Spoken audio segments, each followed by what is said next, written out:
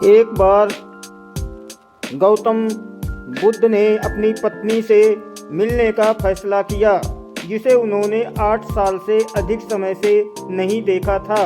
वो आधी रात को चला गया था, जब उसका बच्चा बहुत छोटा था, शिशु था। यशोदा बहुत स्वाभिमानी थी। यशोदा गौतम बुद्ध की पत्नी थी। वो इस बात से बहुत आहत हुई कि वो आधी रात को बिना कुछ कहे चला गया। उसने राज्य, अपने बेटे, अपनी पत्नी को छोड़ दिया और बिना कुछ कहे चला गया। 8 साल बाद वो उससे मिलने गया, क्योंकि वो चाहता था कि जो संभावना उसने अनुभव की थी वो उसके लिए संभव हो जाए।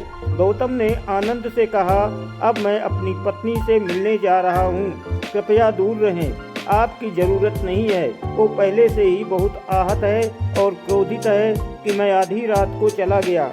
अब अगर मैं तुम्हें साथी बनाकर अपनी पत्नी से मिलने वहाँ जाऊँगा तो वो इसे ठीक से नहीं लेगी। आप कृपया इसके लिए यहीं रुकें। आनंद ने कहा, अपनी बात रखो, ये बहुत ही असहज स्थिति थी। गौतम अपने वचन तोड़ने वालों में से नहीं है। उसने कहा, ठीक है, और वो आनंद को अपनी पत्नी से मिलवाने के लिए अपने साथ ले गया। वो गुस्से में थी, उसने नखरे दिखाए, वो उस पर चिल्लाई, उसने उसे कायर कहा। वो चुपचाप सुनता रहा। फिर उसने उससे कहा, जिस आदमी ने तुमसे शादी की थी वो अब नहीं रहा। वो आदमी चला गया है, लेकिन मैं यहाँ हूँ। अब मैं बुद्ध हूँ, मैं एक आत्मज्ञानी हूँ। उस आदमी के लिए जो कुछ भी संभव था वो शायद कुछ और बच्चे थे, लेकिन अब कुछ जबरदस्त संभव है। ये आदमी बिल्कुल अलग है, कृपया मुझे देखें, मैं वही व्यक्ति नहीं हूँ। उसने कहा, कुछ नहीं कर रहा, तुम मेरे पति हो। आनंद जैसे रिश्तों पर ये सभी शर्तें हैं। तुम कायर हो और तुमने इस छोटे बेटे को छोड़ दिया। उसे ये भी नहीं पता कि उसके पिता कौन हैं। तुम भाग गए। उसके पास कहने के लिए बहुत सी बातें थीं। उसने वो सब कुछ कहा जो वो कहना चाहती थी। गौतम ने कहा, ये ठीक है। तब यशोदा ने सामान्य चाल चली। उसने कहा, आप अपने बेटे को क्या देने जा रहे हैं? वो अपने बेटे को लेकर आई और बोली, अपने पिता से पूछो कि वो तुम्हें क्या देंगे। गौतम तैयार होकर आए थे। उन्होंने आनंद को बुलाया और कहा, कृपया मेरा भिक्षा पात्र ले आओ।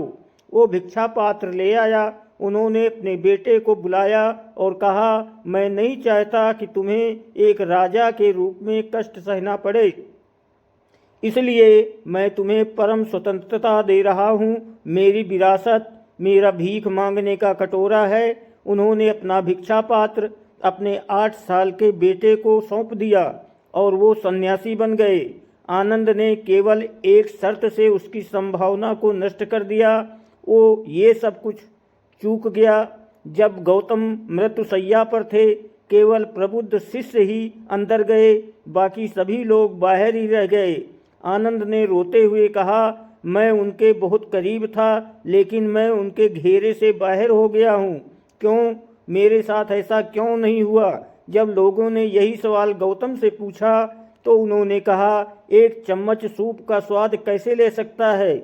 यदि आप सूप का स्वाद चखना चाहते हैं तो आपको जीभ के प्रति जागरूकता की आवश्यकता है। जिस क्षण आप जीवन में शर्तें निर्धारित करते हैं, आप निर्जीव हो जाते हैं। आप एक चीज़ तक सिमट जाते हैं और दूसरी चीज़ को कम करने की कोशिश करते हैं, लेकिन वो दूसरी चीज़ आपसे दूर है। आनंद के साथ यही संपूर्ण दुर्भाग्यपूर्ण बात थी।